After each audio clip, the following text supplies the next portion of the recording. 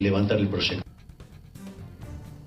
Bueno, ahí lo escuchábamos, la orden de levantar el proyecto haciendo hincapié a la ley ómnibus, una de las partes de los anuncios de Javier Milei que pasó por el Congreso y que le fue mal. La pregunta es, y acá lo voy a sumar a Barcesat, antes la voy a saludar a nuestra compañera Garbanz. ¿Cómo le va, Marchu? Muy buenas tardes. Muchas buenas tardes. Muchas muy buenas tardes. Muy positivos, está muy bien.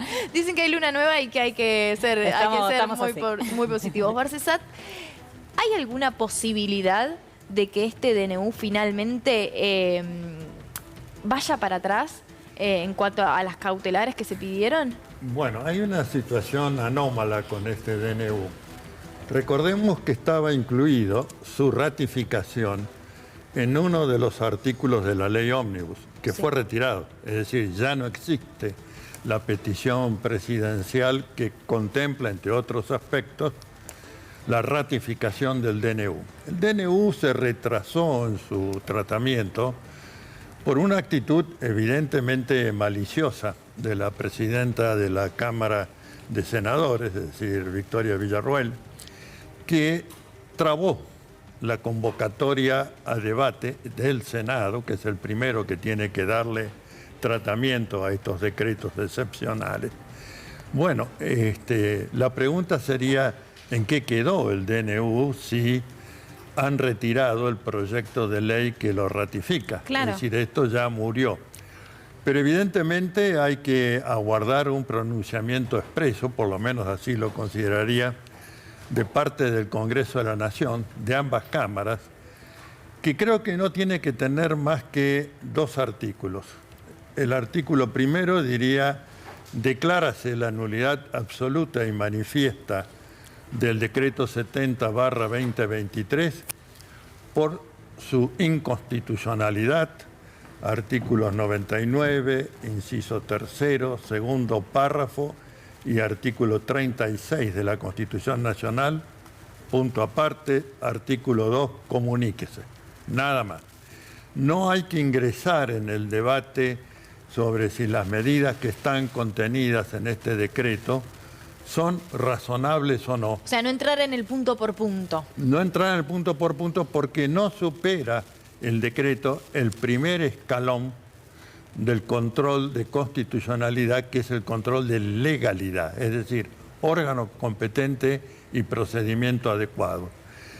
Aquí se aplica, ninguna duda, lo que dice el artículo 99, inciso tercero, segundo párrafo de nuestra Constitución, de que el Poder Ejecutivo, en ningún caso, bajo pena de nulidad absoluta e insanable, podrá emitir disposiciones legislativas.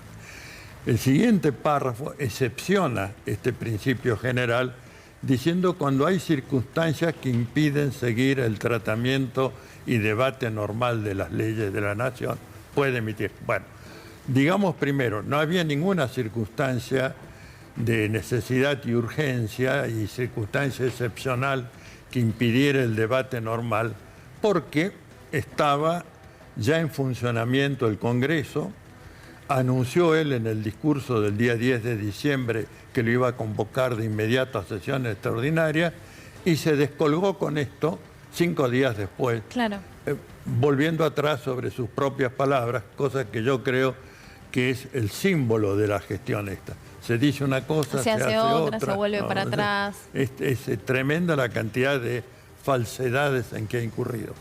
Pero lo que es notable es que en el único caso que hubo una necesidad y urgencia, que fue la situación que tuvo su epicentro en Bahía Blanca, es decir, ese tifón que los dejó días sin luz, sin energía eléctrica, que inundó las calles, etc., no dio ninguna ayuda. Se fue, se disfrazó con una chaqueta militar junto con el ministro de Defensa y el mensaje del presidente fue: arréglense ustedes, señores, Gobernación e Intendencia de Bahía Blanca. Y efectivamente no prestó ninguna ayuda. Bueno, resumiendo, que entiendo que deben pronunciarse las cámaras congresales diciendo lo que acabamos de aconsejar: nulo de nulidad absoluta e insanable, manifiesta inconstitucionalidad y las 2 citas constitucionales que avalan esto. Y creo que esto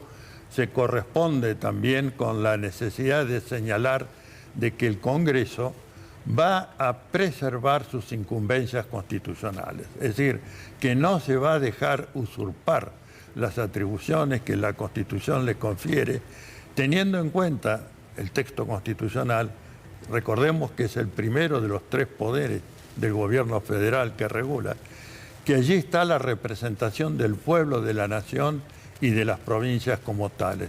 De manera que esto tiene que ser respetado y el Congreso de la Nación no debe permitir que le digan que son traidores, que son vendedores de beneficios, compradores de beneficios, que son traficantes de favores, etcétera. Todo lo que se le ha dicho al Congreso de la Nación.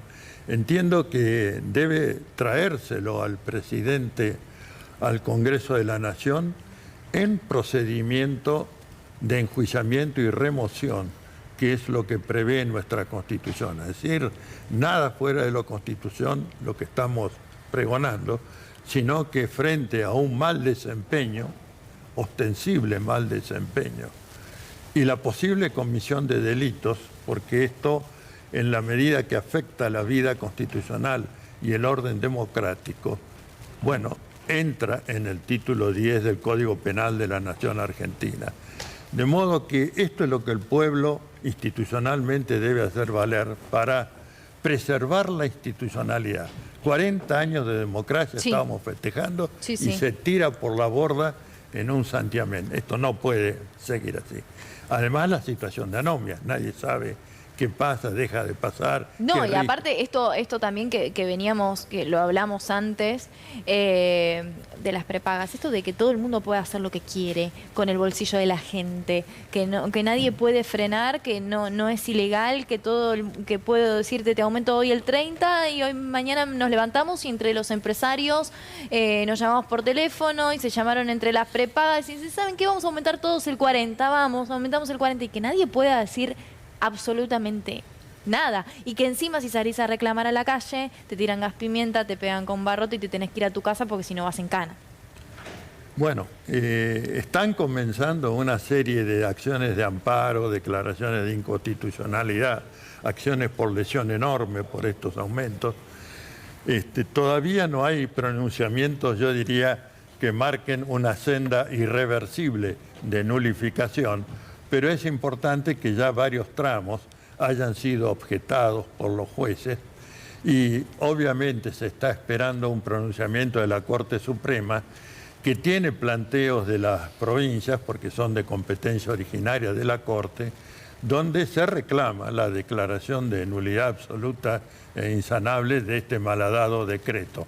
Bueno, veremos qué responde la Corte Suprema, pero mientras tanto, lamentablemente el pueblo no tiene otra vía institucional que no sea reclamar, repito, por amparo o acciones de lesión enorme o acciones declarativas, la inconstitucionalidad del decreto y de estos incrementos bestiales que le han puesto en situación de pérdida de calidad de la vida digna, ¿no? María. Doctor, le quería consultar porque en algún momento, a partir de darse de baja la famosa ley ómnibus, se habló de la posibilidad de hacer un plebiscito, que entiendo yo que no es facultad del Ejecutivo, sino que también debería ser el Poder Legislativo, en ese caso, plantear esa posibilidad. Y en calidad de que ley ómnibus sí, ley ómnibus no, la gente la aprueba, artículo por artículo, ¿qué se preguntaría? Bueno, una pregunta muy interesante porque, primero, plebiscito y referéndum no existen en nuestra Constitución actualmente. Lo que existe es la consulta popular y esa consulta popular, para ser vinculante, requiere ser aprobada. Si la pide el Poder Ejecutivo, la puede plantear también un legislador, sea senador o diputado, pero requiere la aprobación por mayoría absoluta de votos de ambas cámaras para ser vinculante. Esto significa 50% de sus integrantes más uno. De manera que lo veo dificultoso. Y diría además que si lo que se pretende mediante esta reposición es nuevamente afectar la vigencia de la Constitución Nacional, la única forma de darle fundamento a las pretensiones del proyecto Milei es una reforma constitucional que solo, y solo sí, lo digo con este rigor lógico, puede ser convocada por el mecanismo del artículo 30 de la Constitución, que es declaración de la necesidad de la reforma por ambas cámaras del Congreso, con 2/3 de los votos de sus miembros, y convocada una convención constituyente para efectuar la reforma. Descarto que esto sea posible, descarto también, anticipo, que la consulta popular logre eso, porque además, como usted bien dijo, ¿cómo se le va a transmitir al pueblo de la nación argentina 800 textos normativos que son de distintas materias? Y si fuera una sola materia, tal vez Claro. pudiera ser por sí o por no.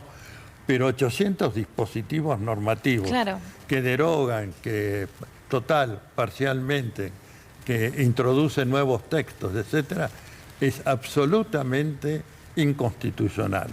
Vamos a escuchar al ministro